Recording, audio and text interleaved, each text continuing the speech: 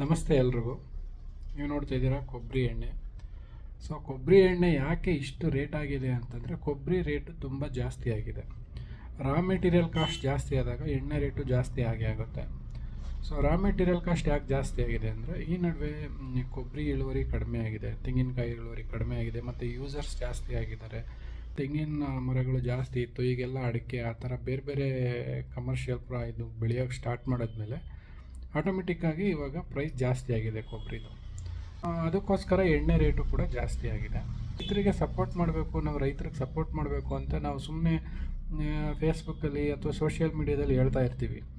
ಕೊಬ್ಬರಿ ರೇಟು ಜಾಸ್ತಿ ಆಗಿದೆ. ಜಾಸ್ತಿ ಆಗಿದಾಗ ಯಾರಿಗೆ ಲಾಭ ಆಗುತ್ತೆ? ರೈತನಿಗೆ ಲಾಭ ಆಗುತ್ತೆ. ರೈತನಿಗೆ ಲಾಭ ಆದರೆ ನಾವು ಖುಷಿ ಪಡಬೇಕಲ್ವ?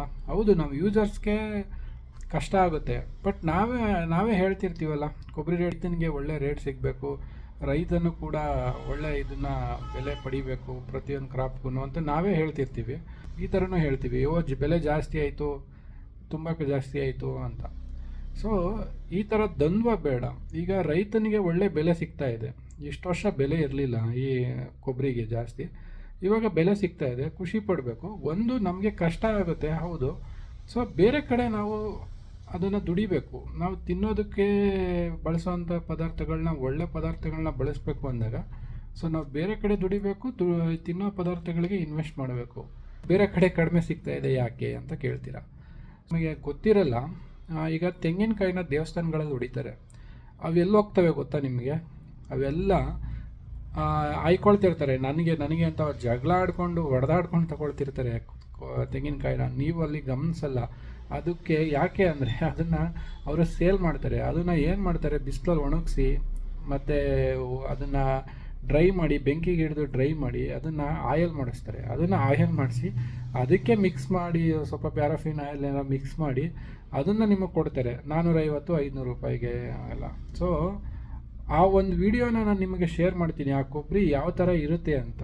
ನಿಮಗೆ ಅವಾಗ ಗೊತ್ತಾಗುತ್ತೆ ಎಷ್ಟು ಕೆಟ್ಟೋಗಿರೋ ಕೊಬ್ಬರಿ ಮತ್ತು ಎಷ್ಟು ಕೆಟ್ಟೋಗಿರೋ ಕಾಯಿಂದ ಅದು ಯಾವ ಥರ ಆಗುತ್ತೆ. ಅದು ಒಡೆದು ಮಣ್ಣಲ್ಲೆಲ್ಲ ಸೇರಿರುತ್ತೆ ತೆಂಗಿನಕಾಯಿ, ಮತ್ತು ಅದನ್ನು ಡ್ರೈ ಮಾಡುವಾಗ ಬಿಸಿಲಿಗೆ ಬೆಂಕಿಗೆ ಹಿಡಿದು ಮತ್ತು ಮೇಲೆ ಒಣಗಾಕ್ದಾಗ ಡಸ್ಟು ಎಲ್ಲ ಕೂತಿ ಯಾವ ಥರ ಆಗಿರುತ್ತೆ ಅಂದರೆ, ಆ ಎಣ್ಣೆ ನೋಡಿದ್ರೆ ನಿಮಗೆ ಕೊಬ್ಬರಿ ಎಣ್ಣೆನೇ ಅನಿಸಲ್ಲ, ಅಷ್ಟು ಇದಿರುತ್ತೆ. ಸೊ ಆ ಎಣ್ಣೆನ ಕಡಿಮೆ ಸಿಗುತ್ತೆ ಅಂತ ನೀವು ತಗೊಂಡೋಗಿ ಯೂಸ್ ಮಾಡಿದ್ರೆ ಏನು ಪ್ರಯೋಜನ? ಸೊ ಅಂಥ ಎಣ್ಣೆನ ಇದು ತಲೆಗೆ ಹಾಕೋದಲ್ವಾ, ಕೂದಲಿಗೆ ಮಾತ್ರ ತಾನೇ, ಆರಾಮಾಗಿ ಬಳಸ್ಬೋದು ಅಂತ ಬಳಸ್ತೀರಾ. ಹೇರ್ ಫಾಲ್ ಆಗುತ್ತೆ, ಮತ್ತು ತಲೆಯಲ್ಲಿ ಡ್ಯಾಂಡ್ರಫ್ ಆಗುತ್ತೆ, ಇಚ್ಚಿಂಗ್ ಆಗುತ್ತೆ. ಆಮೇಲೆ 1000 ರೂಪಾಯಿ ಕೊಟ್ಟು ಹೇರ್ ಫಾಲ್ಗೆ ಕಂಟ್ರೋಲ್ ಮಾಡೋ ಆಯಿಲ್ನ ತಗೊಳ್ತೀರಾ. ಸೊ ಅದಕ್ಕೋಸ್ಕರ ನಾನು ಹೇಳೋದು, ನೀವು ತಗೋಬೇಕಾದ್ರೆ ಒಳ್ಳೆ ಕೊಬ್ಬರಿ ಎಣ್ಣೆ ತಗೊಳ್ಳಿ, ಒಂದು 100 ರೂಪಾಯಿ ಕೊಟ್ಟು, ಜಾಸ್ತಿ ಪರವಾಗಿಲ್ಲ. ಆವಾಗ ನಿಮಗೆ ಹೇರ್ ಫಾಲ್ ಕಂಟ್ರೋಲ್ ಆಗುತ್ತೆ, ಡ್ಯಾಂಡ್ರಫು ಕಂಟ್ರೋಲ್ ಆಗುತ್ತೆ, ಮತ್ತು ಹೆಲ್ತು ಕೂಡ ಚೆನ್ನಾಗಿರುತ್ತೆ. ಸೊ ಅದಕ್ಕೆ ನೀವು ಒಳ್ಳೆ ಕೊಬ್ಬರಿ ಎಣ್ಣೆನ ಬಳಸಿ, ಕಡಿಮೆ ಪ್ರಮಾಣ ಬಳಸಿ. ಈಗ 1 ಲೀಟ್ರ್ ಬಳಸ್ತಿದ್ದೋ ಒಂದು ಅರ್ಧ ಲೀಟ್ರ್ ಬಳಸಿ. ಸೊ ಆವಾಗ ಆ ಥರ ಕಾಸ್ಟ್ ಮ್ಯಾನೇಜ್ ಮಾಡ್ಕೋಬೋದು ಅಂತ ನನ್ನ ಅನಿಸಿಕೆ. ಸೊ ಇದು ಕೆಲವೊಬ್ಬರಿಗೆ ಇದು ಇಷ್ಟ ಆಗದೇ ಇರ್ಬೋದು, ಬಟ್ ನನ್ನ ಅನಿಸಿಕೆ ಈ ಥರ ಇದೆ.